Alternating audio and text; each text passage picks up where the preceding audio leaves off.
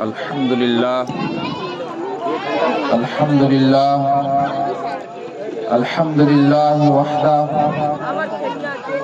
والصلاة والسلام علی من لا نبی بعدہ اما بعد فاعوذ باللہ من الشیطان الرجیم بسم اللہ الرحمن الرحیم من عمل صالحا من ذکر او انثى وهو مؤمن فلنحيينه حياة طيبة وقال النبي صلى الله تعالى عليه وسلم من ولد له ولد فحب أن ينسك عنه فلينسك عن الغلام شاتين وعن الجارية شاتين او کما قال علیہ الصلوۃ والسلام اللہ سے کرے دور تو تعلیم بھی فتنہ، اللہ سے کرے دور تو تعلیم بھی فتنہ، املاک بھی اولاد بھی جاگیر بھی فتنہ، اللہ سے کرے دور تو تعلیم بھی فتنہ، املاک بھی اولاد بھی جاگیر بھی فتنہ، ناحق اٹھے تو شمشیر بھی فتنہ، شمشیر ہی کیا نعرہ تکبیر بھی فتنہ۔ واجب الاحترام حاضرین سامعین، آج کا یہ عظیم الشان پروگرام سرزمین مصرا ٹاڑ میں جناب غلام صاحب کے دولت کدے میں عقیقہ مسنونہ کے نسبت پر مورخہ 6 مارچ 2023 عیسوی مطابق 13 شعبان المعظم 1444 ہجری بڑے شان و شوکت کے ساتھ منعقد ہو رہا ہے۔ آپ حضرات نے ان کی دعوت پر لبیک کہا، اللہ تعالیٰ آپ حضرات کی اس آمد کو، تشریف آوری کو قبول فرمائے اور اس کو توشائے آخرت سے نوازے، آمین ثم آمین۔ تمام قسم کی تعریف اللہ رب العزت کے لیے، جس نے پوری کائنات اور اس کے ذرے ذرے کو پیدا فرمایا۔ درود و سلام تمام انبیاء علیہ السلام پر، خصوصاً احمد مجتبیٰ محمد مصطفیٰ صلی اللہ تعالی علیہ وسلم کی ذات گرامی پر، جو پوری دنیا کے لیے رشد و ہدایت بن کر تشریف لائے۔ اللہ تبارک و تعالی نے امت محمدیہ پر بے شمار نعمتوں کی بارشیں کی ہیں، اور اللہ تعالیٰ نے اس امت کو خیر الامم بنایا ہے۔ یہ آخری نبی کے امت ہم ہیں۔ اب خیر الامم کوئی اور امت نہیں، یہی امت کہلاتی ہے۔ آخری نبی کے یہ آخری امت تمام امتوں کے سردار ہیں، جس طرح ہمارے نبی تمام نبیوں کے سردار ہیں، تو ہمارے نبی کے یہ امت تمام امتیوں کے سردار ہیں۔ اللہ تبارک و تعالی نے حضور صلی اللہ تعالی علیہ وسلم کے صدقے میں بے شمار چیزیں عنایت کی ہے، اور وہ خاص گھڑیاں عنایت کی ہے کہ اگر ان گھڑیوں میں ہم تھوڑی بھی عبادت کریں تو اللہ کے یہاں وہ بہت زیادہ ہے۔ ہم کو اور آپ کو چاہیے کہ یہ قیمتی لمحات اور یہ قیمتی اوقات جو ہمارے پاس ہے اور ہم سب کو میسر ہے اور ہوش و حواس کے ساتھ ہم اپنی زندگی گزار رہے ہیں، تو ان گھڑیوں کو ضائع نہ کریں، ان اوقات کو ضائع نہ کریں، ان کی قدر کریں، ان کی اہمیت کو سوچیں، ورنہ جب آنکھ بند ہو جائے گی اس وقت آپ پچھتاؤ گے، کاش دنیا کی زندگی میں ہم کچھ کر لیے ہوتے، وقت تو ملا تھا، فرصت تو ملی تھی، چانس تو ملا تھا، مگر ہم نے ان وقتوں کو واہی تباہی میں برباد کر دیا اور لایانی باتوں میں ہم نے ان کو ضائع کر دیا۔ ہوٹل میں بیٹھ کر، قہوہ خانوں میں بیٹھ کر، سڑکوں میں بیٹھ کر، ناچ گانوں کی محفلوں میں، ٹیلی ویژن پر بیٹھ کر، واٹس ایپ اور موبائل پر، فیس بک پر ہم نے ان قیمتی اوقات کو ضائع کر دیا۔ کاش کہ ہم اس کی قدر کر لیے ہوتے، کاش کہ ان اوقات میں ہم اللہ اللہ کر لیے ہوتے، ذکر و تسبیح میں اپنی زندگی کو گزار لیے ہوتے، 5 وقتہ نماز کا اہتمام کر لیے ہوتے، قرآن کی تلاوت ہماری زندگی میں ہوتی، تو آج یہ میدان محشر جہاں اللہ کی عدالت لگی ہوئی ہے، یہاں نفسی نفسی کے عالم میں ہم نہ ہوتے بلکہ سرخ رو نظر آتے۔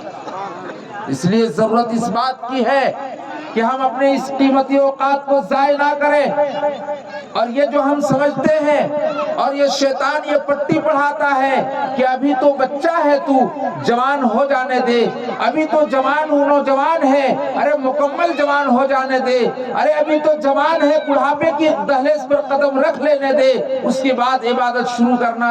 یہ بات یاد رکھیں، یہ جوانی عمل کا زمانہ ہے، یہ بڑھاپا ٹینشن کا زمانہ ہوتا ہے۔ یاد رکھیں، ادھیڑ عمر ٹینشن کا زمانہ اور بڑھاپا پینشن کا زمانہ ہے۔ ہمیں یہ بات یاد رکھنی چاہیے، جو جوانی میں کام نہیں کرتا، جو جوانی میں عمل نہیں کرتا، تو ان کے نام پر پینشن جاری نہیں ہوتا۔ اگر کوئی جائے اور کہے کہ اب ہم کام کرنا چاہتے ہیں، ہماری عمر جو ہے صرف 60 سال ہے، تو ان سے ملازمت سے ان کو باہر کر دیں گے، تھپڑ لگائیں گے کہ اب کام کرنے کا وقت گیا، کام کرنے کا جو عمر تھی اس عمر میں تم نے کوئی کام نہیں کیا، اس عمر کو تم نے ضائع کر دیا، یہ تو ریٹائر کا وقت ہے، یہ تو ریٹائر کی عمر ہے، اس عمر میں تو جوائننگ کرنے کے لیے آیا ہے، اس عمر میں تو جاب کرنے کے لیے آیا ہے، اس عمر میں تو نوکری کرنے کے لیے آیا ہے، دماغ تمہارے ٹھکانے پر نہیں ہے، ارے یہ تو پینشن کا زمانہ تمہارا شروع ہو گیا، اب تو عمل کرنے کام کرنے کے لیے آ گیا۔ یاد رکھیں، اگر ہم جوانی میں عمل نہیں کریں گے تو ادھیڑ عمر تو ٹینشن کا زمانہ ہوگا، صحیح طور پر استحضار قلبی کے ساتھ ہم اللہ کی عبادت نہیں کر پائیں گے، اور جس عمر میں آپ نے سوچا ہے کہ اللہ کی عبادت کریں گے، خدا کی قسم وہ عمر اللہ کی عبادت تم کیا کرو گے، اس میں تمہارے دماغ ٹھکانے پر نہیں ہوں گے، وہاں استنجا پیشاب کا تمہارے خیال نہیں ہوگا، بولو براز کب نکل جائے گا یہ بھی دھیان نہیں ہوگا، پاکی ناپاکی کا لحاظ نہیں ہوگا، اس وقت تم کیا عمل کرو گے؟ 4 رکعت کی نماز میں 3 ہی رکعت میں سلام پھیر چکے ہوگے، 4 رکعت کی نیت باندھ کے 2 ہی رکعت میں سلام پھیر کر کے اور تم اطمینان ہوگے کہ ہم نے 4 رکعت پڑھ لی۔ مگر یاد رکھیں، اگر کوئی عمل جوانی کے زمانے میں عمل کرے گا، اللہ تعالیٰ جو عمل جوانی کے زمانے میں جو اس عمل کا ثواب لکھوا رہا تھا فرشتے کے ذریعے، وہ فرشتہ کہے گا الہ العالمین اب تو یہ صحیح طور پر نماز نہیں پڑھ پاتا ہے، صحیح طور پر کھڑا نہیں ہو پاتا ہے، اب ان کی نمازوں کا یہ عالم ہے کہ قیام ختم ہے، اب ان کی نمازوں کا یہ عالم ہے کہ بیٹھ کر نماز پڑھتا ہے، ان کے نمازوں کا یہ عالم ہے کہ 1-2 سجدہ کی جگہ 1 ہی سجدہ کیا، ان کی نماز کا یہ عالم ہے کہ 4 رکعت کی جگہ 3 ہی رکعت میں سلام پھیر دیا، مگر انہیں خیال نہیں۔ اللہ فرمائیں گے مکمل نماز کا ثواب دے دو، اس لیے کہ جوانی میں اس نے عمل کیا ہے، یہ بڑھاپا کا عمل ہے، یہ دماغ میں ضعف ہے، یہ نسیان کی جو بیماری ہے یہ ہم نے اس کے اندر پیدا کی ہے، اس لیے پینشن کا زمانہ اس کا شروع ہے، مکمل ثواب لکھے جاؤ۔ اگر تم نے جوانی میں عمل نہیں کیا تو وہ نہیں ملے گا، اس لیے میرے بزرگوں اور نوجوان سے میں گزارش کروں گا کہ اپنے وقت کو ضائع نہ کرو۔ تم دنیا کے کسی بھی کونے میں ہو، ہوٹل میں کام کرتے ہو وہاں بھی تم نماز کا اہتمام کرنا، تم فرنیچر کے کام کرتے ہو نماز کا اہتمام کرنا، تم کسان ہو نماز کا اہتمام کرنا، تم دنیا کے کسی بھی ڈپارٹ میں کام کرتے ہو تم نماز کا اہتمام کرنا۔ خدا کی قسم جس مالک کے یہاں تمہاری ملازمت رہے گی وہ مالک بھی عزت کی نگاہ سے تم کو دیکھے گا، کہے گا یہ ایماندار شخص ہے، یہ بندہ بہت اچھا ہے، ان کے دل میں خوف خدا ہے، ان کے دل میں اللہ کا خوف اور ڈر ہے، یہ بندہ کبھی امانت میں خیانت نہیں کرے گا، یہ بندہ کبھی یہ ایمان کا سودا نہیں کرے گا، یہ بندہ کبھی چوری نہیں کرے گا، یہ بندہ کبھی میرے کام میں کسی طرح کی کمی نہیں کرے گا، تو وہ مالک بھی عزت کی نگاہ سے دیکھے گا۔ یاد رکھیں اگر ہم نے اس وقت کو ضائع کر دیا، انسان کے پاس سب سے زیادہ قیمتی چیز کیا ہے؟ میں کہا کرتا ہوں کہ اس سونے کی قیمت سے کہیں زیادہ اس سونے کی قیمت ہے، یعنی نیند کی۔ اگر انسان کو نیند نہ آئے گولی کھاتا ہے، ڈاکٹر کے پاس جاتا ہے، پریشان ہو جاتا ہے، روتا ہے کہ ہمیں نیند نہیں آ رہی ہے، مولوی صاحب کے پاس جاتا ہے کہ مولوی صاحب جھاڑ پھونک کر دو، کوئی تعویذ دے دو، کہیں ہم پر کوئی آسمانی خلل تو نہیں ہے، شیطانی حرکت تو نہیں ہے، شیطان کے ہم پنجے میں تو نہیں چلے گئے ہیں، ہوا تو نہیں لگی ہوئی ہے، اس لیے مولوی صاحب تھوڑا دیکھیں کہ ہم اس طرح ہم کو نیند کیسے نہیں آ رہی ہے۔ میرے دوستو انسان کے پاس سب سے زیادہ قیمتی تو اصل ایمان ہے، وہ تو الگ چیز ہے، مگر ہم آپ کی زندگی کے بارے میں بات کر رہا ہوں کہ انسان کے پاس سرمایوں میں سب سے زیادہ قیمتی ان کے اوقات ہیں۔ مثال کے طور پر جتنی دیر آپ یہاں بیٹھے ہوئے اللہ کی بات سن رہے رسول اللہ کی بات سن رہے ہیں، یہ وقت آپ کے لیے جو ہے بالکل سونے پر سہاگا ہے اور عبادت میں لکھا جا رہا ہے۔ مگر یہی وقت آپ اگر کھیت کھلیان میں بیٹھ کر ضائع کر دیتے، یہی وقت آپ اگر ہوٹلوں میں بیٹھ کر ضائع کر دیتے، سنیما ہال میں بیٹھ کر ضائع کر دیتے، تھیٹر اور ٹیلی ویژن پر بیٹھ کر ضائع کر دیتے تو کیا ثواب لکھا جاتا؟ وہاں تو اللہ کی لعنت ہوتی ہے۔ تصویروں میں تم ننگی تصویریں دیکھتے، وہاں کنجریوں کی گیت سنتے، عاشق اور معشوق کی قصہ اور کہانی کو تم دیکھتے اور سنتے، اور پھر نہ معلوم تم کیا کیا کرتے، اپنے وقت کو ضائع کرتے، تو وہاں ثواب نہیں بلکہ اللہ کی لعنت تم پر برستی اور گناہ لکھا جاتا، اس لیے کہ تم نے اس وقت کو ضائع کر دیا۔ آپ کو معلوم قرآن کریم کی ایک سورت ہے وَالْعَصْرِ إِنَّ الْإِنسَانَ لَفِي خُسْرٍ إِلَّا الَّذِينَ آمَنُوا وَتَوَاصَوْا بِالْحَقِّ وَتَوَاصَوْا بِالصَّبْرِ۔ امام شافعی رحمۃ اللہ علیہ فرماتے ہیں اگر صرف قرآن میں یہی ایک سورت نازل ہوتی اور بقیہ 113 سورتیں نازل نہ ہوتی، قرآن میں کتنے سورتیں ہیں؟ قرآن میں کل کتنی سورتیں ہیں؟ 114 سورتیں ہیں، تو 113 سورتیں نازل نہ ہوتی، صرف یہی ایک سورت نازل ہوتی وَالْعَصْرِ إِنَّ الْإِنسَانَ لَفِي خُسْرٍ إِلَّا الَّذِينَ آمَنُوا وَعَمِلُوا الصَّالِحَاتِ وَتَوَاصَوْا بِالْحَقِّ وَتَوَاصَوْا بِالصَّبْرِ، اور کوئی صورت نازل نہ ہوتی تو پوری کائنات انسانیت کے ہدایت کے لیے یہی صورت کافی تھی۔ اس صورت میں کتنی بڑی بات کہی گئی۔ اللہ نے زمانے کی قسم کھائی والعصر، یا عصر سے مراد یا تو عصر کے وقت لے لے یا اس عصر سے مراد زمانہ لے لے، اللہ نے قسم کھائی ہے، قسم ہے زمانے کی، إِلَّا الَّذِينَ آمَنُوا إِلَّا الَّذِينَ آمَنُوا وَعَمِلُوا الصَّالِحَاتِ، فرمایا کہ قسم ہے زمانے کی کہ انسان خسارے میں، وَالْعَصْرِ إِنَّ الْإِنسَانَ لَفِي خُسْرٍ، انسان بے شک انسان خسارے میں، انسان نقصان میں، انسان گھاٹے میں ہے، انسان رزق میں ہے، انسان فائدے میں پروفٹ میں نہیں ہے، انسان جو ہے وہ فائدے میں نہیں ہے، خسارے میں ہے۔ آگے فرمایا إِلَّا الَّذِينَ آمَنُوا وَعَمِلُوا الصَّالِحَاتِ، مگر وہ انسان جس نے اللہ پر ایمان لے آیا اور اعمال صالحہ کیا، وہ انسان خسارے میں نہیں ہے، وہ انسان خسارے میں نہیں ہے۔ وہ انسان جس نے اللہ پر ایمان لایا، نماز کا اہتمام کیا، وہ خسارے میں نہیں ہے۔ وہ انسان جس نے اللہ پر ایمان لایا، روزہ کا اہتمام کیا، وہ خسارے میں نہیں ہے۔ وہ انسان جس نے اللہ پر ایمان لایا، وہ سچ بولتا ہے، جھوٹ نہیں بولتا، وہ خسارے میں نہیں ہے۔ وہ انسان جس نے اللہ پر ایمان لایا، وہ حلال کھاتا ہے، حرام نہیں کھاتا، وہ خسارے میں نہیں ہے۔ وہ انسان جو عدل و انصاف کرتا ہے، جب پنچایت میں بیٹھتا ہے تو حق گوئی سے کام لیتا ہے، وہاں وہ رشوت پر بات نہیں کرتا، وہ وہاں اس طرح کی بات نہیں کرتا کہ جدھر پیسہ زیادہ ملا اس طرف جھک گئے اور ناانصافی پر مشتمل فیصلہ کر دیا، ایسا نہیں کرتا۔ ہمارے یہاں فیصلہ کیسا ہوتا معلوم ہے؟ اتنا بھولا بھالا انسان ہے، پنچایت کرانے کے لیے یہ لوگ انتخاب کرتا ہے چور کا، ڈکیت کا، لفنگا اور لچا کا، بدماش کا، شرابی کا، کبابی کا، بے دین کا، فاسق کا، فاجر کا، بدماش کا، کرمنل کا، ایسے لوگوں کا انتخاب ہوتا ہے فیصلہ کے لیے۔ فیصلہ کے لیے مولوی صاحب کو نہیں پوچھتا، مولانا شہود صاحب کو نہیں پوچھیں گے، مولانا خورشید صاحب کو نہیں پوچھیں گے، حافظ فیاض صاحب کو نہیں پوچھیں گے۔ کیوں؟ یہ سیدھے سادے لوگ، ان سے کون ڈرتا ہے؟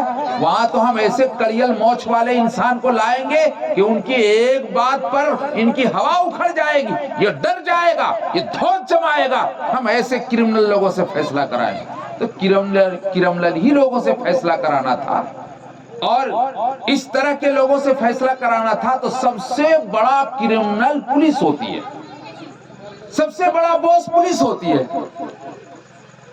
دیکھتے نہیں بڑے بڑے چور اور کرمنلوں کو جو پولیس ڈنڈا چوتڑ پہ لگاتی ہے تو باپ باپ کہنے لگتا ہے، تو سب سے بڑا کرمنل تو پولیس ہے۔ تو اگر تم کو شرعی فیصلہ نہیں چاہیے، دنیائی فیصلہ چاہیے اور اس پر دھوس ہی جمانا تھا، تو سرکاری عدالت میں فیصلہ لے جاتے۔ ان چوروں سے فیصلہ تم کیوں کرا رہے ہو؟ وہاں فیصلہ لے جاتے سرکاری عدالت میں۔ اور اگر فیصلہ کرانا ہے دینداری کی بنیاد پر، فیصلہ کرانا ہے امانت داری کی بنیاد پر، فیصلہ کرانا ہے دین کے دائرے میں، تو وہاں عالم کا ہونا ضروری ہے۔ وہاں ایک عالم کو آپ لائیں گے تو وہ چور ان کی بات نہیں چلنے دیں گے۔ اگر فیصلہ کرانا ہے کرا کے دیکھ لیجئے، 10 چور کو لے آئیے اور 10 مفتی کو بھی لے آئیے، یہ مفتی غالب آئیں گے چور پر، چوروں کی بات نہیں چلے گی مولوی صاحب کے پاس۔ مگر ایک مولوی صاحب ہم کو لے جائیں گے آپ، اور وہاں 10 کرمنل چور ہے، تو ہماری بات کو تھوڑے مانیں گے۔ تو میں یہ بات کہنا چاہ رہا تھا، کتنا بھولا بھالا انسان ہے۔ دونوں فریقین، لڑکا والے بھی اور لڑکی والے بھی، کہتے کہ آپ 10 لوگ جو فیصلہ کر دیں گے ہم لوگ ماننے کے لیے تیار ہیں۔ کھوپڑا ہے، دماغ ہے، جس 10 لوگوں میں آپ نے فیصلہ کو سونپا ہے ان میں کوئی نمازی ہے، کوئی اس میں کوئی حاجی ہے، کوئی امام ہے، کوئی مولوی ہے، ان بدماشوں کے حوالے آپ نے 10 فیصلہ سونپ دیا، یہ کیا فیصلہ کرے گا؟ اس سے زیادہ بے دینی اور کیا ہو سکتا ہے؟ آپ کو یہ مولوی اور کوئی بات نہیں بتایا ہوگا، مگر میں ایمانداری کے ساتھ بتاتا ہوں، یہ کھوپڑا خراب ہے کیا؟ ہم اپنا بیٹا اور بیٹی کا فیصلہ ایسے 10 آدمی کے حوالے کر دیں جو بے دین ہے، چور ہے، لفنگا لچا شرابی ہے، کرمنل ہے، ایسے آدمی کے حوالہ ہم کیسے کر دیں؟ وہ فیصلہ کرے گا، اس کے پاس دین بھی نہیں ہے، وہ فیصلہ کرے گا، خوف خدا بھی نہیں ہے، وہ تو نمازی بھی ہوتا تو کم از کم ڈرتا ہے کہ ہم کیا کر رہے ہیں، اور 5 وقت کی نماز پڑھتے ہیں۔ ان الصلاۃ تنہی عن الفحشاء والمنکر، بے حیائی اور غلط چیزوں سے نماز روک دیتی ہے۔ تو یہ نمازی اگر فیصلہ کرتے تو یہ صحیح فیصلہ کرتے، اس لیے کہ غلط فیصلہ سے نماز روک دیتی ہے۔ تو یہاں دماغ کیا ہے انسان کا کہ آپ 10 لوگ جو فیصلہ کر دیں گے ہم ماننے کے لیے تیار ہیں۔ ارے وہ 10 لوگ قاضی ہیں، وہ 10 لوگ جسٹس ہیں، وہ 10 لوگ ایماندار ہیں، وہ 10 لوگوں میں سے کوئی مفتی ہے 5-6؟ نہیں، وہ فیصلہ غلط کریں گے، پیسے کی بنیاد پر کریں گے، رشتے کی بنیاد پر فیصلہ کریں گے۔ ہر آدمی اپنے اپنے طرف کھینچے گا، مگر وہاں ان کرمنلوں کی بات مانی جائے گی جو رات ہی میں وہ لوگ منا لیے ہوں گے، رات ہی میں بات کو ملا لیے ہوں گے کہ ہمیں کرنا کیا ہے۔ لڑکا طلاق دیتا نہیں ہے، پنچایت والے طلاق دلاتے۔ طلاق کا مسئلہ تو یہ ہے، بیوی کو نہیں رکھنا تھا، دے دیا طلاق، طلاق طلاق 3 طلاق، کام تمام ہو گئے۔ اب کوئی مائے کا لال اس کو حلال نہیں کر سکتا ہے، پوری دنیا کے انسانوں کو بٹھا لے اور کہے کہ اس نے میری بیٹی کو طلاق دے دیا، آپ لوگ فیصلہ کیجئے کہ یہ طلاق نہ ہو، فیصلہ کر سکتا ہے۔ اور طلاق دینے کے لیے گواہ کا بھی ہونا ضروری نہیں، مسئلہ ہے، آپ لوگ بیٹھے ہوئے ہیں، کبھی کبھی مسئلہ بھی یاد رکھنا چاہیے، 1-2 مسئلہ۔ نکاح کے لیے گواہ کا ہونا ضروری ہے، بلکہ فرض ہے، بغیر گواہ کے نکاح نہیں ہوگا۔ ایک آدمی ایک لڑکی کو بھگا کر لے گیا کہ ہم نے شادی کر لیا، حرام، کس سے شادی کر لیا؟ گواہ کہاں ہے تمہارے پاس؟ گواہ کے بغیر شادی نہیں ہوتی ہے، گواہ کے بغیر شادی نہیں ہوتی ہے، اور گواہ کا سامنے میں ہونا موجود ہے۔ لڑکا ہے بمبے میں اور لڑکی ہے مصرا ٹانکی، تو ایسا نہیں ہوگا، گواہ کا سامنے ہونا موجود ضروری ہے۔ لڑکا کے سامنے گواہ کا موجود ہونا، لڑکی سے اجازت لے کر آئے گا اور لڑکا کے سامنے وہ گواہ موجود ہوگا، تب یہاں قاضی نکاح پڑھائے گا۔ لڑکا ہے بمبے میں اور لڑکی ہے مصرا ٹن میں، اور نکاح پڑھا دے گا، ہو جائے گا؟ ہاں یہ تو ہو سکتا ہے کہ لڑکی سے وہاں بمبے سے پوچھ کر آئے، تو پھر تو نکاح ہو جائے گا، مگر گواہ کا سامنے ہونا موجود ہے، گواہ کے غیر موجودگی میں نکاح نہیں ہوتا۔ مگر طلاق کے لیے گواہ کا ہونا ضروری نہیں۔ ایک آدمی نے بند کمرہ میں پورے ہوش و حواس کے ساتھ، نہ وہاں ماں ہے، نہ باپ ہے، نہ بیوی ہے، نہ گاؤں کے کوئی آدمی ہے، نہ چودھری ہے، کوئی نہیں، تنہا ہے، ہوش و حواس میں اپنی بیوی کو 3 طلاق دے دیا، 3 طلاق ہو گئی۔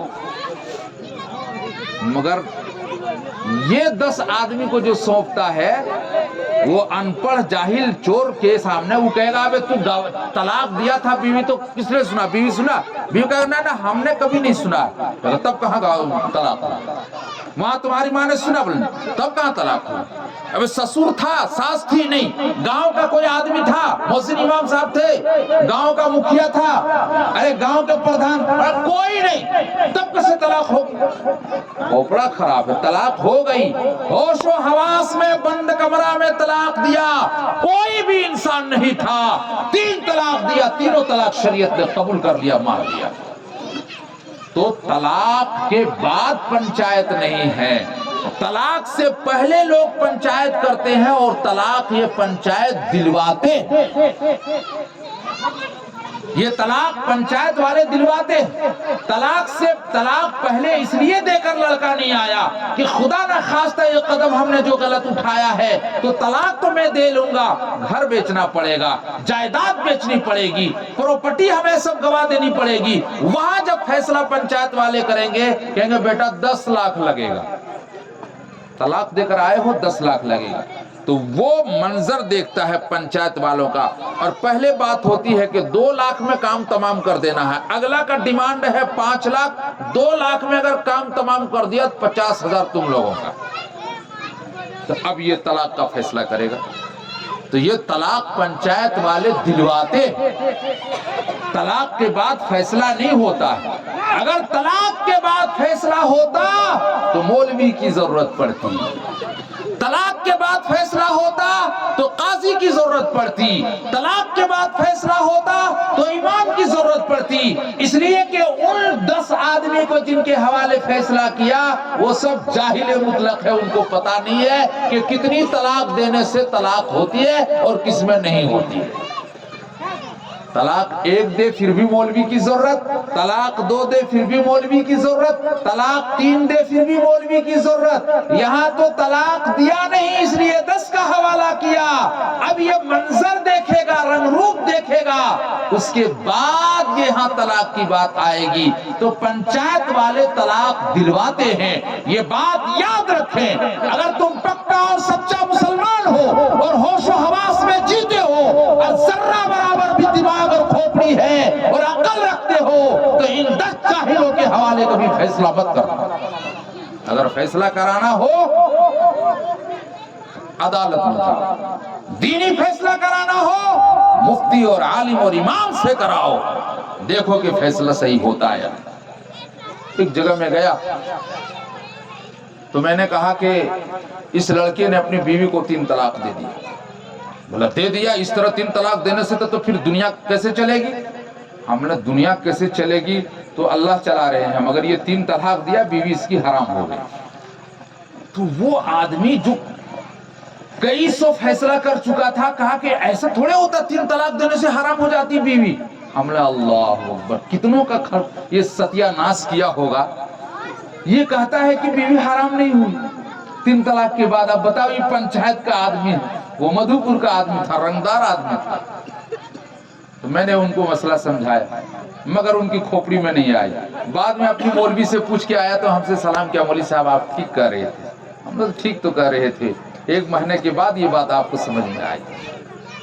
ایک جگہ میں گیا تو اب جب گیا تو وہاں دیکھیں ایسے لوگ بیٹھے ہوئے تھے جن کو دیکھنے کے بعد مجھے ان کی موت یاد آ رہی تھی کہ جب ان کی عمر اتنی ہو گئی تو کوئی 5 سال کا، کوئی 10 سال کا مہمان ہوگا، اور کچھ تو لگ رہا تھا ہفتہ تو ہفتہ ہی کا مہمان، اور اس میں کوئی بھی ماننے کے لیے تیار نہیں۔ ایک مولوی صاحب کا پیسہ پھنسا ہوا تھا، اس میں 75,000 روپئے، تو کہہ رہا تھا صرف آپ کو 40,000 روپیہ ملے گا۔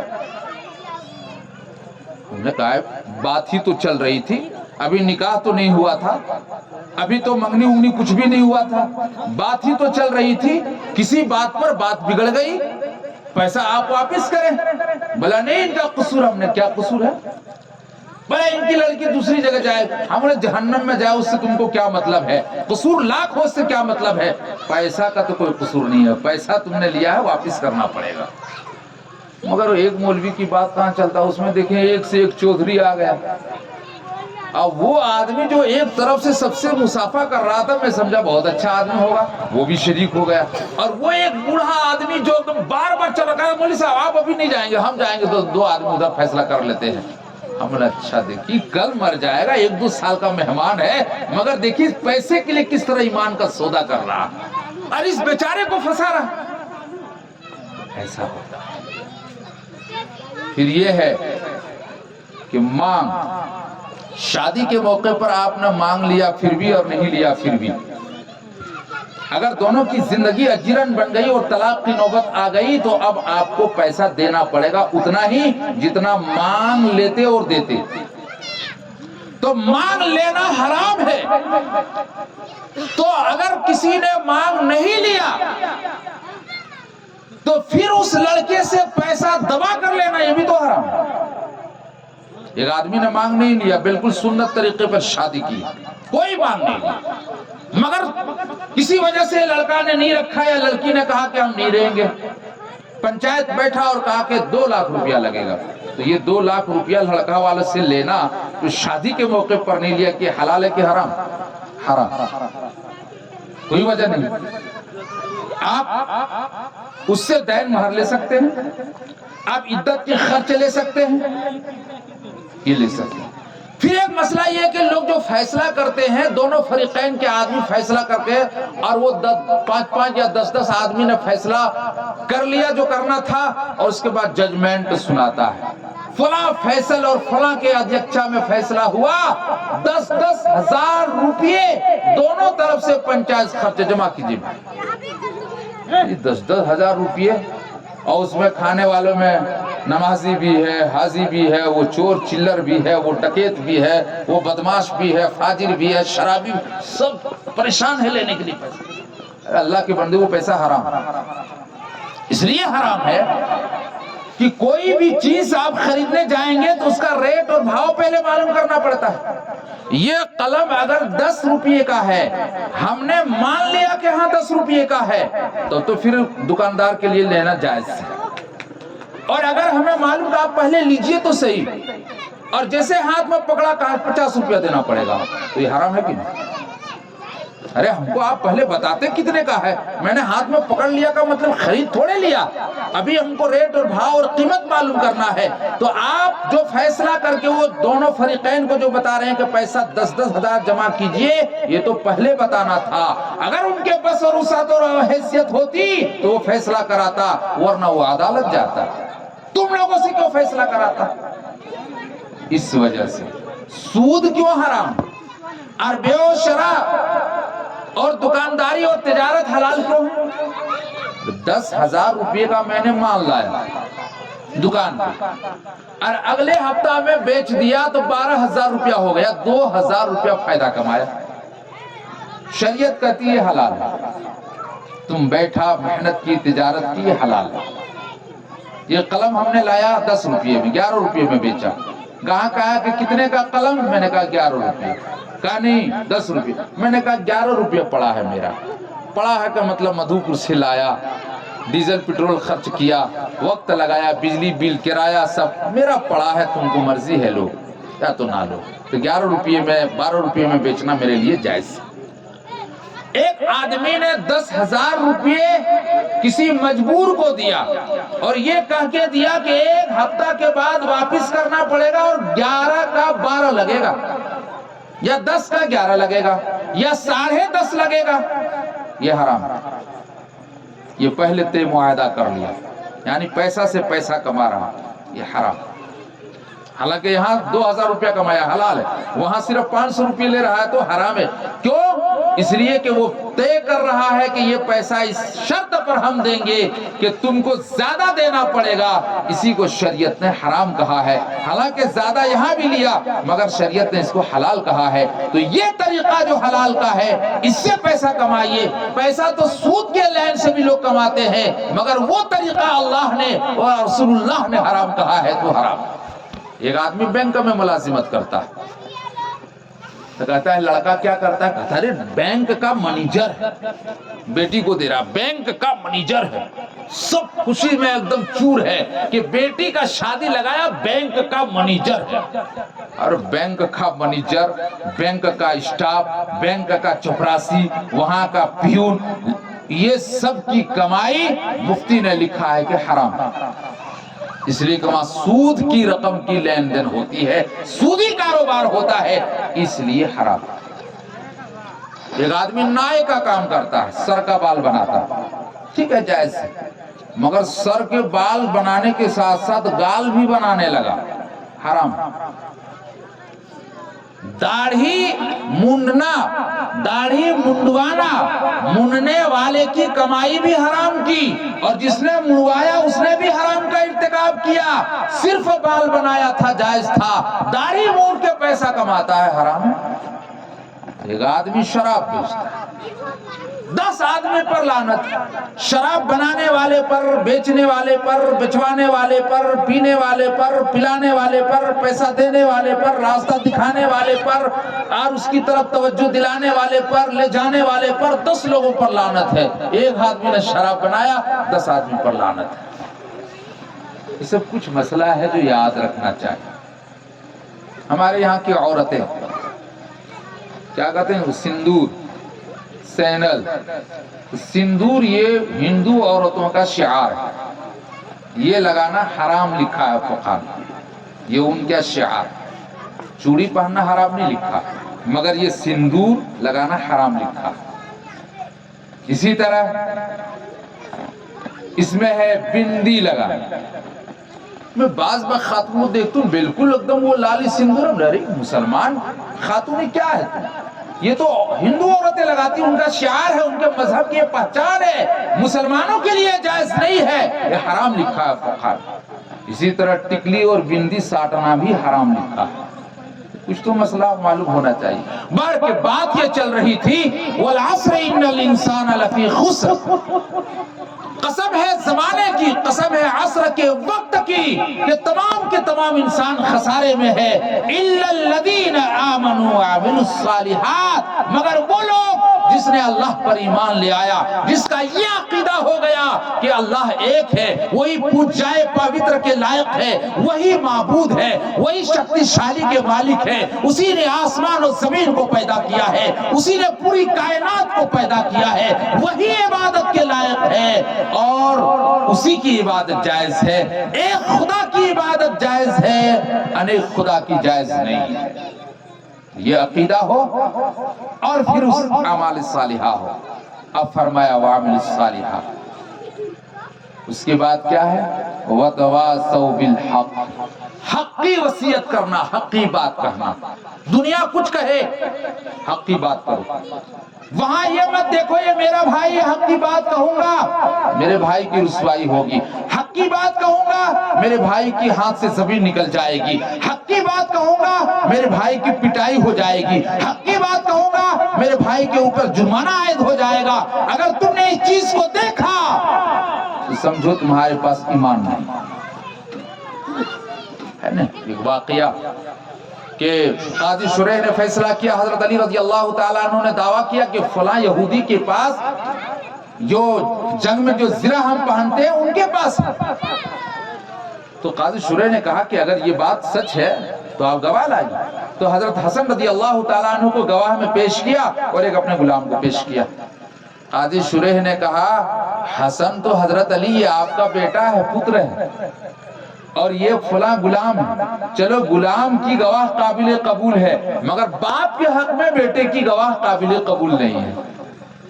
کوئی دوسرا آدمی؟ کہا کوئی دوسرا آدمی ہے نہیں۔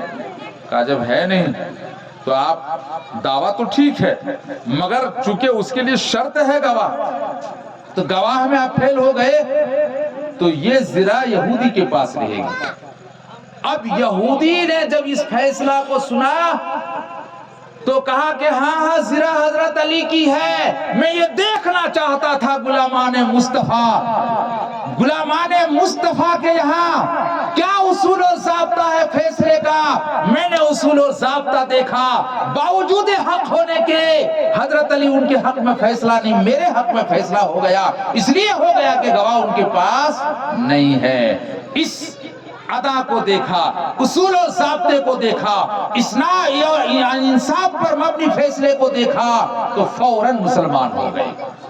اس لیے حق کی وصیت کرنا، حق بات بولنا، الحق مر، حق بات کڑوی ہوتی ہے، لگے کڑوی جس کو لگے، مگر حق بات بولنا، حق جہاد، حق بات بولنا جہاد۔ وَتَوَاصَوْا بِالصَّبْرِ، اس حق بات کے بولنے میں، اللہ پر ایمان رکھنے میں کوئی مصیبت آئے تو اس پر صبر کرنا۔ آج کے دور میں، فتن دور میں، اسلام پر چلنا آپ کے انگارے پر چلنا ہے۔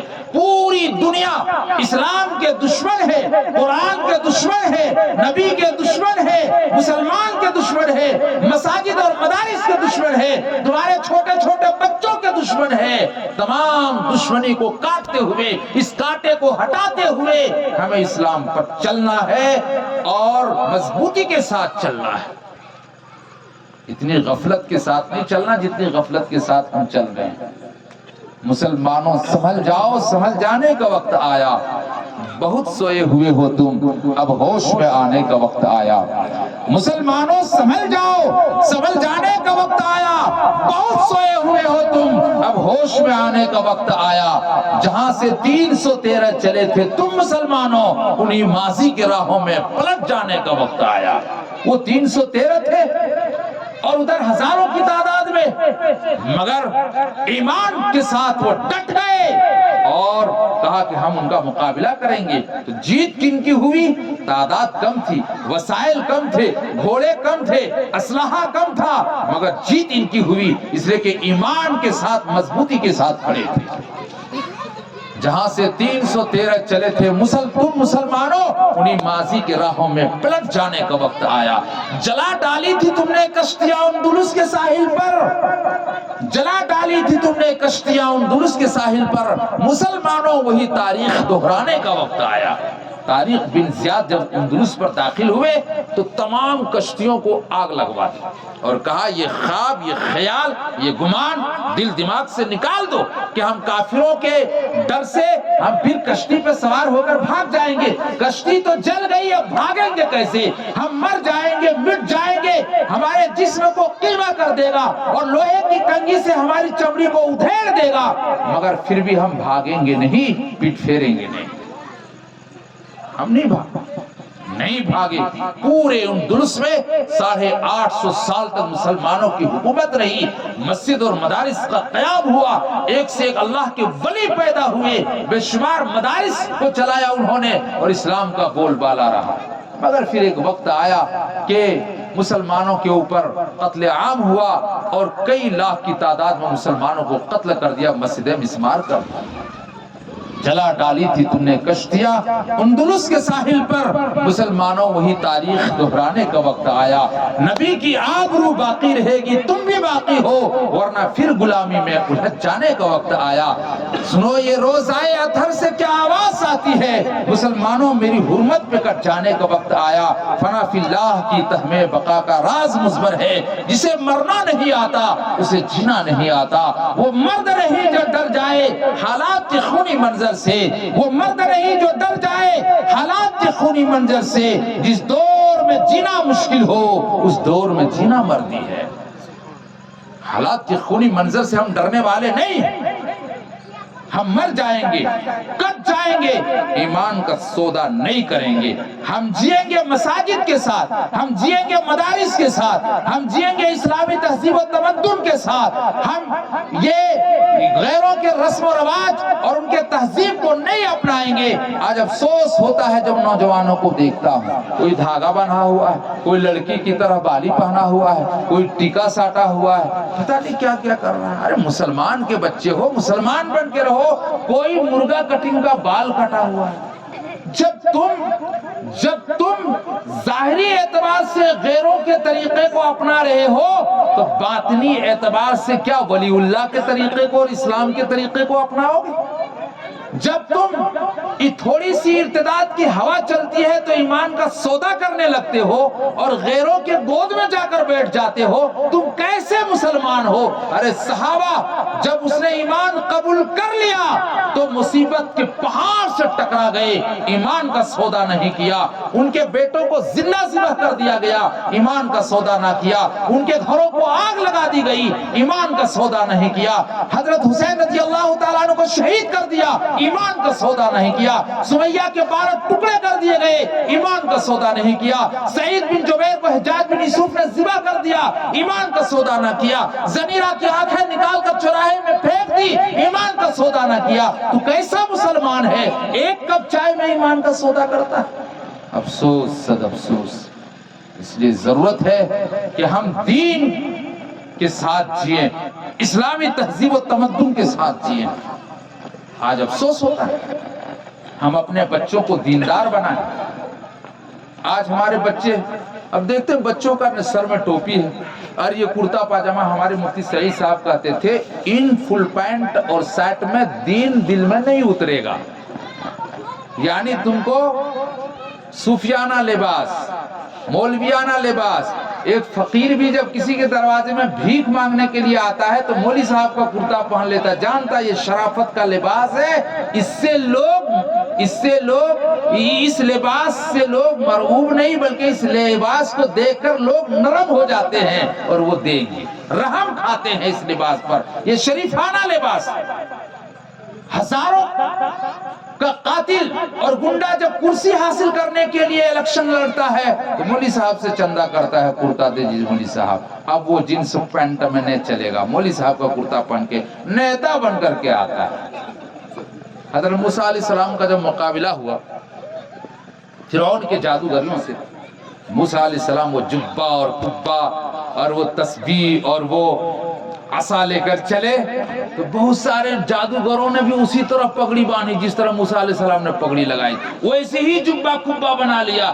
اللہ کو یہ عادہ اتنی پسند آ گئی، جن جادوگروں نے موسیٰ علیہ السلام کے نقالی میں اسی کی طرح پوشاک اور لباس اور عصا اور جبہ اور قبہ اور تسبیح لے کر کے آئے تھے، اللہ نے ان لوگوں کو ایمان سے نواز دیا اور وہ سب مسلمان ہو گئے۔ اور کہا موسیٰ علیہ السلام کے جب اس دیکھا کہ ان کا عصا تو اژدہا بن گیا اور میری رسیوں کے بنائے ہوئے تمام سانپوں کو نگل گیا، کہا یہ کوئی جادوگر نہیں، اللہ کا پیغمبر ہے۔ حضور صلی اللہ تعالی وسلم کے معجزات آج لوگ جن دیو دیوتاؤں اور جن مرید اور بھوت پریت کو پوجتا ہے، ان کے یہاں کوئی معجزہ بھی ہے، کرامت بھی ہے، بتائے تو سے پیغمبر دلائل کے ذریعے سے نبوت منواتے ہیں، معجزہ دکھاتے ہیں، معجزہ خرق عادت جو عام طور پر آدمی نہیں کر سکے۔ عام طور پر آدمی ہوا میں اڑتا ہے نہیں اڑتا ہے، عام طور پر ہم جائیں گے تو درخت ہم کو سلام کرے گا نہیں۔ حضور صلی اللہ تعالی وسلم جا رہے ہیں، درخت دوڑ کر کے آتا ہے، حضور کو سلامی پیش کر کے چلا جاتا ہے۔ حضور کا یہ معجزہ ہے، حضور کا یہ معجزہ ہے ستاروں کا جھک جانا، حضور صلی اللہ علیہ وسلم کے سینہ مبارک کا چاک کیا جانا، یہ حضور کا معجزہ ہے۔ سوکھے تن، بکری کے سوکھے تن میں دودھ بھر جانا، یہ حضور کا معجزہ ہے۔ تھوڑی سی کھجور پیشوار لوگوں کے لیے کافی ہو جانا، یہ حضور کا معجزہ ہے۔ حضور شہادت کی انگلی اٹھائے، چاند کا تو ٹکڑا ہو جانا، یہ حضور کا معجزہ ہے۔ حضور اگر برتن میں پانی ہاتھ ڈال دے تو 5 انگلی سے چشمہ جاری ہو جانا، یہ حضور کا معجزہ ہے۔ ارے پانی کا دودھ اور مکھن میں تبدیل ہو جانا، یہ حضور کا چہرہ معجزہ ہے۔ حضرت فاطمہ کا چہرہ روشن ہو جانا، یہ حضور کا معجزہ ہے۔ حضور سے خانے بیت المقدس کی خبر دینا، یہ حضور کا معجزہ ہے۔ ایک عورت کی خط کا اطلاع دینا، یہ حضور کا معجزہ ہے۔ اور درخت کا حضور صلی اللہ تعالی علیہ وسلم کو اطلاع دینا کہ فلاں رات میں جب آپ قرآن پڑھ رہے تھے تو جنات میرے آڑ میں ہو کر کے قرآن سن رہا تھا، یہ حضور کا معجزہ ہے۔ اور سب سے بڑا معجزہ حضور کا قرآن۔ آج تو حضور صلی اللہ علیہ وسلم کا نام بہت کم کو یاد ہے کہ سید سبت رضی یا کوئی جھارکھنڈ میں گورنر تھے کہ افسر کے امتحان لینے کے لیے گئے، یہاں ایک مرتبہ مشاعرہ ہو رہا تھا ٹپرا میں، تو وہ آئے سید صاحب۔ جب وہ آئے تھے تو انہوں نے ایک واقعہ سنایا کہ افسر کا ایک جگہ امتحان ہو رہا تھا، ہم گئے تو ایک خاتون کو میں نے دیکھا وہ بھی امتحان میں بیٹھی ہوئی۔ دل میں خیال آیا کہ مسلمان بچی ہے، کتنی محنت کی ہوگی تب جا کر کے اس امتحان گاہ میں پہنچی ہے، ان کو ہم پاس کر دیں گے، مگر یہ کہ کچھ اسلامی نالج، کچھ اسلامی سوالات اس سے کریں گے۔ کہا کہ بیٹی تمہارا نام بتایا، کہا بیٹی تم کس کی امت میں ہو؟ صرف وہ اگر بتا دیتی کہ محمد صلی اللہ علیہ وسلم کی امت میں ہے تو وہ پاس تھی۔ کہا تم کس کی امت میں ہو؟ لاجواب، جواب نہیں دے سکتے، فیل کر دیا اسے۔ تو ایسے ہی ہے کہ گائے کا مضمون لکھنے کے لیے کہا تو 2-3 لائن 10 لائن لکھنے کے لیے کہا تو 2-3 لائن لکھنے کے بعد کہا کہ گائے بہت بہترین جانور ہے، ہری گھاس کھاتی ہے، یہ ہماری ماتا ہے، آگے ہمیں کچھ نہیں آتا ہے۔ تو ایڈیل تھا وہ امتحان لینے والا بھی، کہتا گائے تمہاری ماتا ہے، بیل تمہارا باپ ہے، نمبر دینا پاپا، 0 بٹھا دیا۔ تو اگر وہ خاتون بتا دیتی کہ ہم حضور کے امت میں ہے تو پاس ہو جاتے، انہوں نے پتا نہیں۔ آج کتنے مسلمان کو حضور صلی اللہ علیہ وسلم کے باپ کا نام یاد نہیں؟ اسے پوچھو کہ محمد صلی اللہ علیہ وسلم کے باپ کون ہے، نہیں معلوم۔ یاد کرانا چاہیے کہ محمد صلی اللہ علیہ وسلم بیٹے ہیں عبداللہ کے، عبداللہ بیٹے ہیں عبد المطلب کے، عبد المطلب بیٹے ہاشم کے، ہاشم بیٹے عبد مناف کے، عبد مناف بیٹے قصے کے، قصے بیٹے ہیں کلاب کے، کلاب بیٹے ہیں مرہ کے، مرہ بیٹے ہیں کعب کے، کعب بیٹے ہیں لوے کے، لوے بیٹے ہیں غالب کے، غالب بیٹے فہر کے، فہر بیٹے ہیں مالک کے، مالک بیٹے کنانہ کے، کنانہ بیٹے خزیمہ کے، خزیمہ بیٹے مدرکہ کے، مدرکہ بیٹے الیاس کے، الیاس بیٹے مزر کے، مزر بیٹے نزار کے، نزار بیٹے معد کے، معد معاذ بیٹے عدنان کے، عدنان بیٹے عود کے، عود بیٹے حمیسہ کے، حمیسہ بیٹے سلمان کے، سلمان بیٹے عوس کے، عوس بیٹے بوس کے، بوس بیٹے قموال کے، قموال بیٹے قدے کے، قدے بیٹے عوام کے، عوام بیٹے ناشر کے، ناشر بیٹے حسا کے، حسا بیٹے بلداس کے، بلداس بیٹے ادلاف کے، ادلاف بیٹے تابق کے، تابق بیٹے جاہم کے، جاہم بیٹے حسا کے، جاہم بیٹے ہیں، جاہم بیٹے ہیں، جاہم بیٹے ہیں فائش کے، فائش بیٹے ماخی کے، ماخی بیٹے عیفی کے، عیفی بیٹے افقر کے، افقر بیٹے عبید کے، عبید بیٹے امن الدعا کے، امن الدعا بیٹے حمدان کے، حمدان بیٹے سمدان کے، سمدان بیٹے یسربی کے، یسربی بیٹے یحزن کے، یحزن بیٹے یلحن کے، یلحن بیٹے عراوہ کے، عراوہ بیٹے عیزی کے، عیزی بیٹے جیشان کے، جیشان بیٹے عیسر کے، عیسر بیٹے اقنات کے، اقنات بیٹے یحام کے، یحام بیٹے مقصر کے، مقصر بیٹے ناحس کے، ناحس بیٹے زارح کے، زارح بیٹے سبی کے، سبی بیٹے ہیں مسیح کے، مسیح بیٹے عوض کے، عوض بیٹے ایرام کے، ایرام بیٹے قدار کے، قدار بیٹے اسماعیل کے، اسماعیل بیٹے ابراہیم کے، ابراہیم بیٹے آزر کے، آزر بیٹے نعور کے، نعور بیٹے ہیں سروس، نعور بیٹے ہیں سروش کے، سروش بیٹے رعوف کے، رعوف بیٹے فائش کے، فائش بیٹے عادر کے، عادر بیٹے فشار کے، اور فشار بیٹے سام کے، سام بیٹے نوح کے، نوح بیٹے ہیں لامک کے، لامک بیٹے متشالح کے، متشالح بیٹے ادریس کے، ادریس بیٹے یرید کے، یرید بیٹے ملحلیل کے، ملحلیل بیٹے عنان کے، عنان بیٹے ہیں شیس کے، شیس بیٹے ملحلیل بیٹے ہیں عنان کے، عنان بیٹے آنوش کے، آنوش بیٹے شیس کے، شیس بیٹے ہیں آدم علیہ السلام۔ سبحان اللہ۔ تو یہ ہے سلسلہ نسب، یاد کرنا۔ آئے لوگ پوچھتے کہ سب سے پہلا ویکتی دنیا میں کون؟ بت بت کے پوجا کرنے والے کو کیا پانا؟ تم نام کچھ بھی دو، دنیا کا سب سے پہلا ویکتی اور انسان آدم علیہ السلام ہے۔ وہ ایک اللہ کی پوجا کرتے تھے، انیک خداؤں کی پوجا نہیں کرتے تھے۔ آدم علیہ السلام، آدم علیہ السلام بت کی پوجا نہیں کرتے تھے، شجر حجر کی پوجا نہیں کرتے تھے، سورج چاند کی پوجا نہیں کرتے تھے، سمندر کی پوجا نہیں کرتے تھے، پیڑ پودوں کی پوجا نہیں کرتے تھے، جمادات نباتات پہاڑوں کی پوجا نہیں کرتے تھے۔ وہ ایک اللہ کی پوجا کرتے تھے اور کہتے تھے کہ اللہ کی عبادت کرو، قولوا لا الہ الا اللہ تفلحوا، تم ان کی عبادت کرو کامیاب ہو جاؤ۔ باہر کی باتیں بہت کم ہیں۔ مجھے حکم ہوا ہے کل شب برات ہے، کل شب برات ہے، اس کے تعلق سے بھی کچھ باتیں آنی چاہیے۔ شب برات یہ بہت فضیلت والی رات ہے، یہ کہہ لیجئے کہ فرشتوں کی عید کی رات ہے۔ ہم لوگوں کی عید کی رات فضیلت کے حامل ہے کہ نہیں؟ عید الفطر کی رات، عید الاضحیٰ کی رات بہت فضیلت کی رات ہے۔ تو فرشتوں کے عید کی رات شب برات ہے اور شب قدر ہے، تو کل شب برات ہے۔ بہت لوگ سوال کرتے ہیں مولوی صاحب اس میں کرنا کیا چاہیے اور کیا نہیں کرنا چاہیے۔ یہ بات یاد رکھیں کہ اس میں 3 کام کرنے ہیں۔ فَقُومُوا لَيْلَهَا، رات کو قیام کرو، یعنی نفلی نمازوں کا اہتمام کرو، نماز پڑھو، قرآن کی تلاوت کرو، ذکر و تسبیح کرو، خوب عبادت کرو۔ نماز کتنی پڑھیں؟ تو ہم لوگ مرد لوگ سو جاتے ہیں، اس میں زیادہ دلچسپی عورتیں لیتی ہیں، اس لیے وہ لوگ پوچھتی ہے کہ نماز کیا رکعت پڑھیں گے مولوی صاحب؟ وہ کہتا ہے 1000 رکعت پڑھو۔ ایک نماز ایسی پڑھو کہ قل واللہ احد 1000 بار پڑھو، وہ کہتا ہے اتنا بار پڑھو اتنا بار پڑھو۔ وہ لوگ جو جتنا بار کہیں، مگر صاف بات یہ ہے کہ نماز کی تعین نہیں ہے کتنی پڑھنی، جتنی چاہو پڑھو ثواب ملے گا۔ اس میں یہ نہیں کہ 2 رکعت پڑھو، 4 رکعت پڑھو، 50 رکعت پڑھو، 100 رکعت پڑھو۔ ہم کہتے ہیں 1 لاکھ پڑھو اور اچھا، جتنی چاہو پڑھو۔ فَقُومُوا لَيْلَهَا، رات کا قیام کرو، یعنی ذکر و تسبیح کرو، نفلی نمازوں کا اہتمام کرو، مگر جماعت کے ساتھ نہیں، تنہا تنہا جتنی چاہو پڑھو۔ اس کے بعد فرمایا وَصُومُوا يَوْمَهَا، اور روزہ رکھو دن کو، یعنی دوسرے دن روزہ۔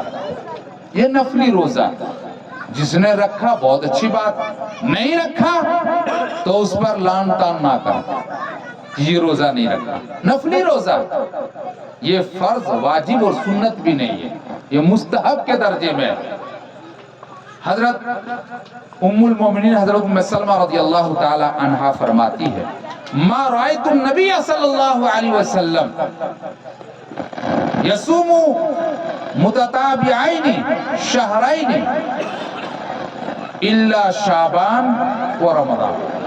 मा रायतु नबी सल्लल्लाहु अलैहि वसल्लम, मैंने नबी सल्लल्लाहु अलैहि वसल्लम को नहीं देखा इतना रोजा रखते थे आप शाबान और रमजान में कि इससे ज्यादा रोजा हमने किसी और दिनों में रखते हुए नहीं देखा। इसका तो रमजान तो फर्ज है, तो रखना ही है, मगर शाबान में भी अल्लाह के रसूल ज्यादातर रोजा का एहतमाम फरमाते थे, बल्कि कहते थे कि अल्लाह के रसूल सल्लल्लाहु अलैहि वसल्लम कि इसमें इस रोजे की फजीलत है, तुम रखो। फ़क़हा ने लिखा है कि 27 तक अगर कोई शाबान के रोजा रखे तो बहुत अच्छी बात है, मगर 2 दिन छोड़ दे, चूंकि रमजान आने वाला है, अपने अंदर निशात और हलावत पैदा करने बार के, मगर आम उम्मतों की बस की बात नहीं है। इसलिए शरीयत की तरफ से दबाव नहीं है कि तुम पूरे रोजा रखो। एक फजीलत है कि रखोगे तो सवाब मिलेगा, नहीं रखोगे तो नहीं मिलेगा, मगर रमजान का तो रखना ही रखना है। इसलिए जो पढ़े लिखे लोग हैं, मुफ्ती हैं, वो कहेंगे अल्लाह के रसूल से जो चीज जिस दर्जे की साबित है उसी दर्जे में करो, उसको चढ़ा बढ़ा करके मत करो। अल्लाह के रसूल सल्लल्लाहु अलैहि वसल्लम जो कब्रिस्तान गए थे जन्नतुल बकी, तो अल्लाह के रसूल का कब्रिस्तान जाना साबित, मगर जिंदगी में एक बार शब बारात में गए थे, हर शब बारात में नहीं जाते थे।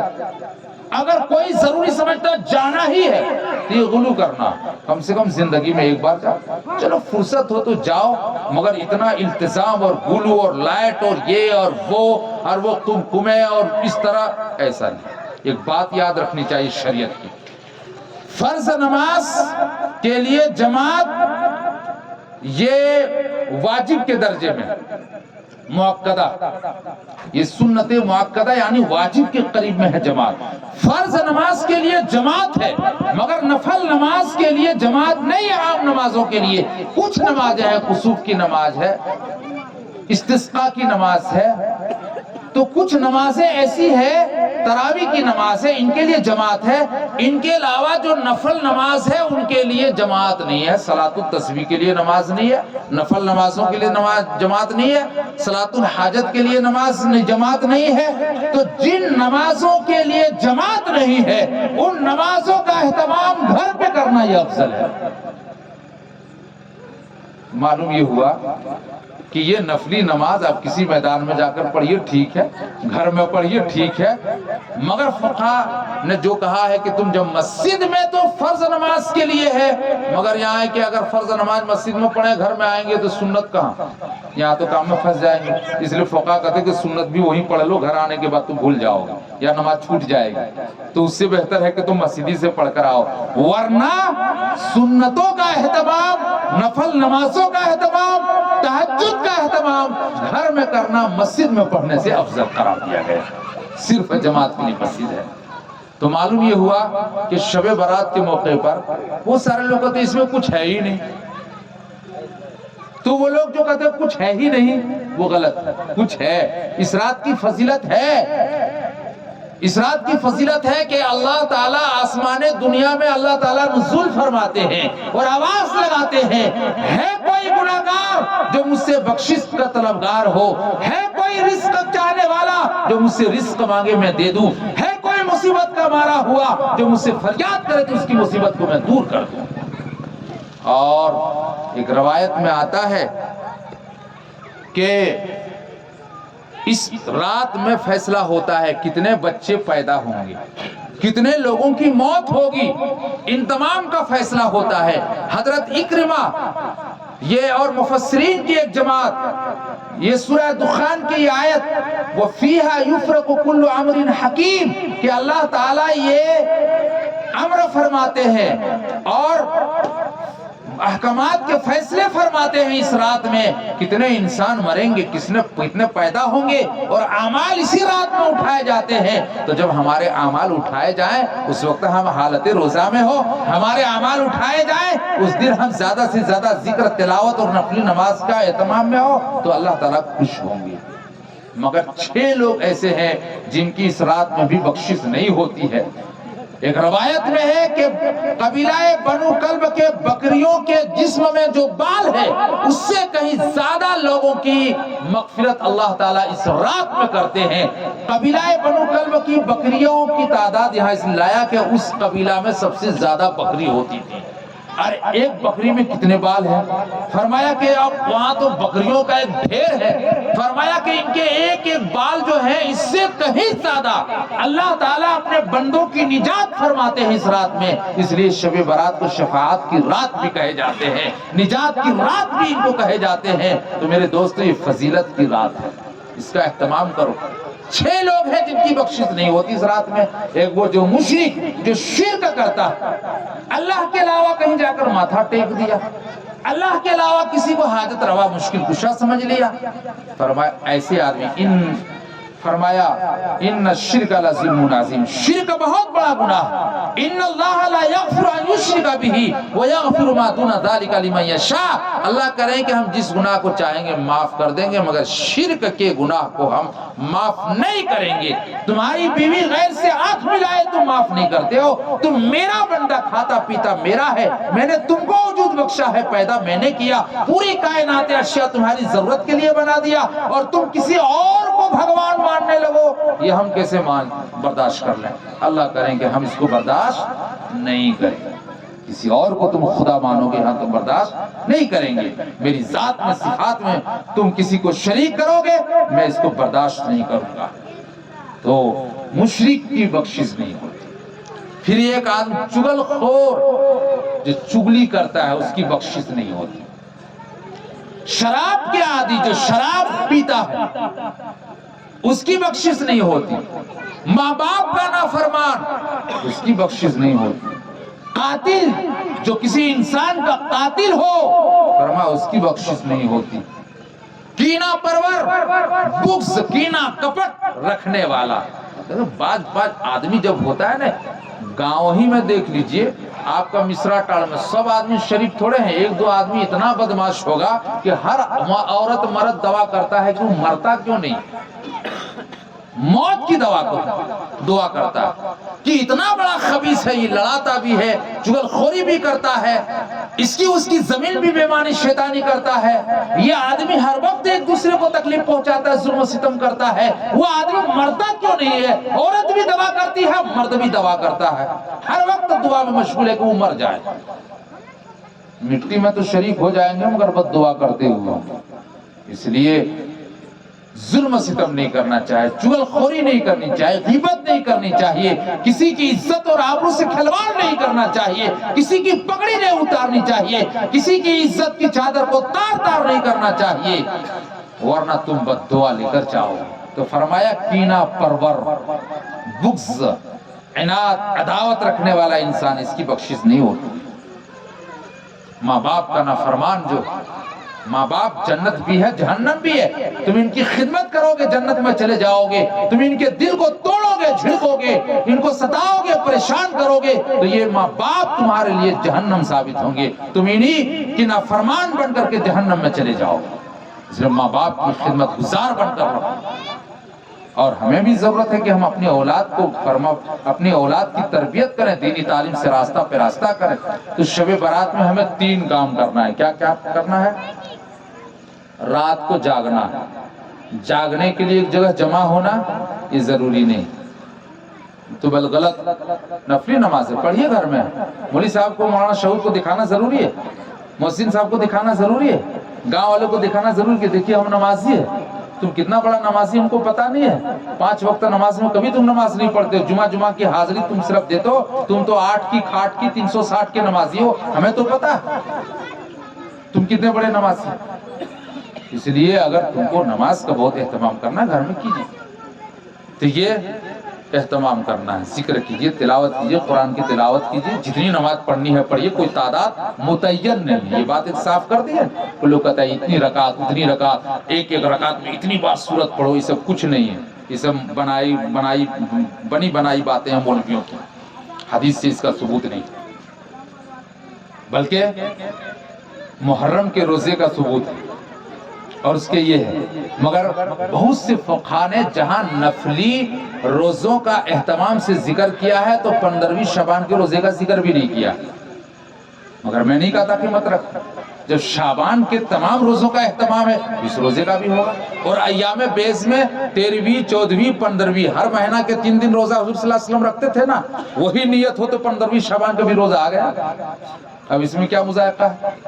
اگر کوئی اعتراض کرتا ہے کہ نہیں رکھنا چاہیے، اگر ٹھیک ہے نہیں رکھ رہے، مگر اللہ کے رسول تو رکھتے تھے ہر مہینہ چاند کے 13ویں 14ویں 15ویں، تو وہی 15ویں کیا ہم رکھ رہے ہیں؟ اعتراض کیا ہے؟ اور ایک روایت تو میں نے پڑھی ہے کہ روزے کا ذکر ہے رکھنا چاہیے. تو 2 کام ہو گئے. اور اس میں کیا کرنا ہے؟ قبرستان جانا. اس کے لیے بھی اتنا التزام مت کرنا، وہ نہیں گئے، وہ تم کو فرصت ہے تم جاؤ. یا زندگی میں ایک بار چلے گئے تو وہ سنت ادا ہو گئی جو اللہ کے رسول گئے. یہ 3 کام کرنا. اس کے بعد حلوہ بنانا. تو حلوہ تو روز بنا کر کھا سکتے ہیں، اس کو حرام کس نے کہا؟ حلوہ کے لیے شب برات کا حلوہ سے کوئی تعلق ہے؟ نہ کوئی دیوبندی کہے گا، نہ کوئی بریلوی کہے گا، نہ کوئی اہل حدیث کہے گا. حلوہ کا کوئی تعلق ہی نہیں شب برات سے. مرغ پلاؤ سے اس کے کیا تعلق ہے؟ روز کھا سکتے ہو تو اس کا کوئی تعلق نہیں.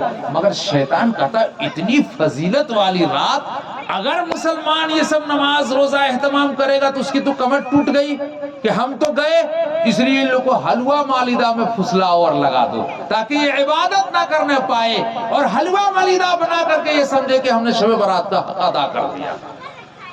یہ ہے شیطان نے پٹی پڑھایا. ورنہ شب برات سے حلوہ کو کوئی تعلق نہیں ہے. روز کھاتے اس دن بھی کھا لو. روز مرغا پلاؤ بناتا خوب بنا کر کے کھاؤ. کون منع کرتا؟ تو ایسا کچھ نہیں ہے، یہ سب لوگوں نے بنایا. یہ اپنی طرف سے ہے. نہ حلوہ کا کوئی تعلق، مالیدہ کا کوئی تعلق، اگربتی کا کوئی تعلق اس سے نہیں. برکت یہ 3 کام کرنے ہیں جو میں نے بتا دیے. یہ ہزاروں کتابوں کا نچوڑ میں نے بتایا جو کرنے چاہیے. باتیں بہت ہیں، اتنی راتیں نہیں. کھانا بھی آپ لوگوں کا ٹھنڈا ہو رہا. ایک بات کہہ کر کے اپنی بات کو میں ختم کرنا چاہتا ہوں. آج یہ زمانہ پرفتن دور کا، جس ماحول میں ہم جی رہے ہیں، نہیں لگتا ہے کہ ہم لوگوں کے مرنے کے بعد ہم لوگوں کی نئی نسلیں اس طرح دین پر بھی قائم رہ پائے. روز ایک فرقہ اٹھتا، کوئی پیر آتا کہتا نماز معاف ہے. ارے اللہ کے رسول پر نماز معاف نہیں، ازواج مطہرات پر نماز معاف نہیں، 1,24,000 صحابہ پر نماز معاف نہیں. یہ کہاں سے یہ پیر آ گیا کہتا نماز معاف؟ وہ گھر گھسوا پیر گھر گھر گھس رہا، عورتوں کو بیعت کر رہا. وہ سمجھتا ہے کہ اگر مسجد میں جائیں گے تو ہمارے اندر جو خامی اور برائی اور کمی ہے وہ امام صاحب پکڑ لیں گے، اس لیے وہ مسجد نہیں جاتے. کوئی اگر نماز کا اہتمام بھی کرتا ہے تو کسی کے گھر میں پڑھ لیا، مسجد نے، مولوی صاحب سے دور. سمجھ رہا ہے کہ پڑھا لکھا ہم ہے نہیں، مولوی صاحب ہماری جہالت پکڑ لیں گے تو ہماری پیری ختم ہو جائے گی. جہاں پیری ختم ہوئی تو ہماری کھیر بھی ختم ہو جائے گی. جو دودھ، وہ کہتے تھے نا مولانا غضنفر صاحب، جو دودھ اور چینی اور چاول سے بنے اسے کھیر کہتے ہیں، جو ساری کھیر کھا جائے اسی کو پیر کہتے ہیں. تو سمجھتا ہماری پیری پکڑی جائے گی، اس لیے وہ چھپتا. تو روز ایک فتنہ، ڈر لگتا ہے کہ مر جانے کے بعد یہ ہماری نئی نسل دین پر قائم رہے گی بھی یا نہیں. حضرت یعقوب علیہ السلام کی وفات کا وقت جب قریب آیا، قرآن نے نقشہ کھینچا کہ اس وقت تو تم تھے نہیں. اللہ کے رسول سے فرمانے کہ محمد صلی اللہ علیہ وسلم آپ تو تھے نہیں. دیکھیں یعقوب علیہ السلام کا واقعہ. ام کنتم شہداء اذ حضر یعقوب الموت اذ قال لبنیہ. جب یعقوب علیہ السلام کی وفات کا وقت قریب آیا اور اب پردہ فرمایا جانے لگے تو اپنے تمام بیٹوں کو جمع فرمایا اور فرمایا کہ ما تعبدون من بعدی، اے میرے بیٹوں بتاؤ میرے بعد کس کی عبادت کرو گے؟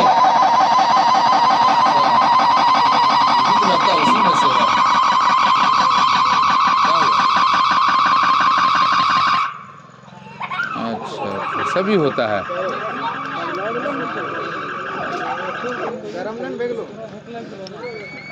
نہیں گھنٹی بجا رہا کہ ختم کیجیے. ختم کر دیتے ہیں. ہاں اب بات مکمل ہو جائے. کہاں ہے آواز؟ ہاں تو یعقوب علیہ السلام یہ بیٹے ہیں اسحاق، اور اسحاق بیٹے ہیں ابراہیم کے، ابراہیم کے دو بیٹے اسحاق اور اسماعیل. تو یہ نبیوں کے سلسلہ یہاں 2-3 پشت تک نبیوں کا سلسلہ ان کے یہاں. اور تو بنی اسرائیل میں 70 ہزار نبی پیدا ہوئے، 70 ہزار نبی پیدا ہوئے. تو یہ تو نبیوں کا سلسلہ بار کے. تو اس گھر میں جو اس کی پرورش ہوئی ہوگی تو کتنے دیندار ہوں گے، ان کو سمجھانے کی ضرورت ہے. مگر باپ کریں کہ بتاؤ میری بات تم کس کی عبادت کرو گے؟ وجہ یہ تھی کہ جو اللہ کی عبادت کرنے والے تھے وہ اقلیت میں تھے، کم تعداد میں تھے، اور جو غیر اللہ کی پوجا کرنے والے تھے وہ اکثریت میں تھے. یہاں ڈر تھا کہیں اگر ہم ان کو مضبوطی کے ساتھ کھڑا نہ کیا تو کہیں ان کے روش میں یہ بہ نہ جائے، کہیں ان کے وہ غالب نہ آ جائے، ان کے سماج اور ان کے سوسائٹی اور ان کا رواج اس پر غالب نہ آ جائے.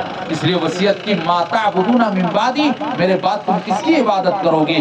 تو تمام بیٹوں نے کیا کہا ایک وقت؟ قالوا نعبد الہک و الہ آبائک ابراہیم و اسماعیل و اسحاق الہ واحد ونحن له مسلمون. فرمایا کہ میرے ابا جان آپ فکر نہ کریں، آپ کے بعد آپ کے رب کی عبادت کریں گے، آپ کے آباء و اجداد کے رب کی عبادت کریں گے، اس رب کی عبادت کریں گے جس رب کی عبادت ابراہیم کرتے تھے، جس رب کی عبادت اسماعیل کرتے تھے، جس رب کی عبادت اسحاق کرتے تھے. اور ہم سب اللہ کے حکم کے سامنے سر جھکا دیں گے، چور چرا نہیں کریں گے، ہم سب اللہ کی عبادت کریں گے. تو حضرت یعقوب علیہ السلام کا کلیجہ ٹھنڈا ہو گیا. آج ہم لوگوں کو فکر ہے کہ ہمارے مرنے کے بعد ہماری اولاد کا کیا ہوگا، ان کی دکان چلے گی یا نہیں، ان کا مکان شاندار بنے گا یا نہیں، بینک کا بیلنس ہمیں موٹی رقم رہے گی یا نہیں. پیغمبر ہے، دنیا کی فکر نہیں کی، آخرت کی فکر کی. ہم کو اور آپ کو چاہیے کہ ہم اپنی اولاد کے لیے دنیا کی فکر نہ کریں، اپنی اولاد کے مر جانے کے بعد جو ان کی زندگی آنے والی ہے اس کی فکر کریں. اس کی فکر کہاں کوئی کرتا؟ بہت دیندار ہوگا تو وصیت کرے گا بیٹا یہ یہاں کھیت، یہاں کھلیان، یہاں مکان، یہاں دکان، وہاں پیسہ، یہاں ایسا، اور یہ نماز کا بھی خیال رکھنا. بہت دیندار ہوگا تو دبی زبان میں کہے گا نماز بھی پڑھ، زور سے نہیں کہے گا، زور سے وہ والا کہے گا مدھوپور کے فلاں ایسس بینک میں اور پی ایچ ڈی میں اور یہاں فلاں انڈیا آف میں اور اس میں سی ایس بی میں اور فلاں میں اور فلاں میں اتنا پیسہ ہے، یہ سب زور سے کہے گا. ارے فلاں جگہ ایک بہت بڑا کھیت ہے اور فلاں جگہ ایک بہت بڑی زمین کی پلاٹ ہے، یہاں زور سے کہیں گے نماز کی بیٹا نماز بھی پڑھ. بہت دیندار لوگوں کی بات کر رہا ہوں، اور بے دین لوگ تو کہے گا ہی نہیں. باپ کی موجودگی میں بیٹا شراب پیتا، باپ کی موجودگی میں بیٹا چوری کرتا ہے، باپ کی موجودگی میں بیٹا زنا کرتا ہے، باپ کی موجودگی میں بیٹا اے ٹی ایم مارتا ہے، باپ کی موجودگی میں بیٹا شیطانی حرکتیں کرتا ہے اور خلاف شرع زندگی کاٹتا ہے، غیر مسلموں کی طرح زندگی گزار رہا ہے، باغیانے ماحول میں پل رہا ہے، ٹیلی ویژن اور سینما میں دن رات ان کا کٹتا ہے، کبھی ان کے سر میں درد نہیں ہوتا.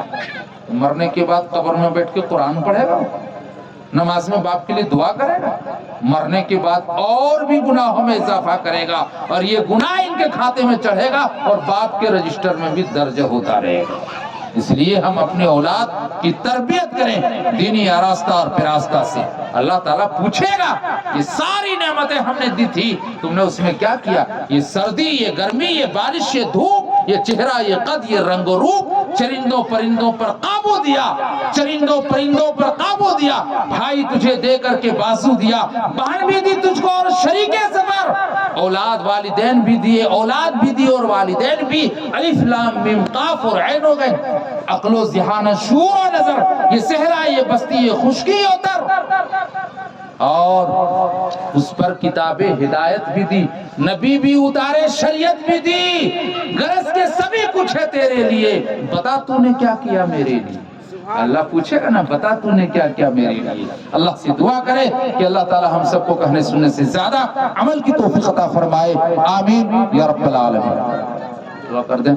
دعا کر لیں. اللہم صلی علی محمد النبی الامی وعلی آلہ وسلم تسلیما. اللہ لا الہ الا هو الحی القیوم وعنت الوجوہ للحی القیوم لا الہ الا انت سبحانک انی کنت من الظالمین.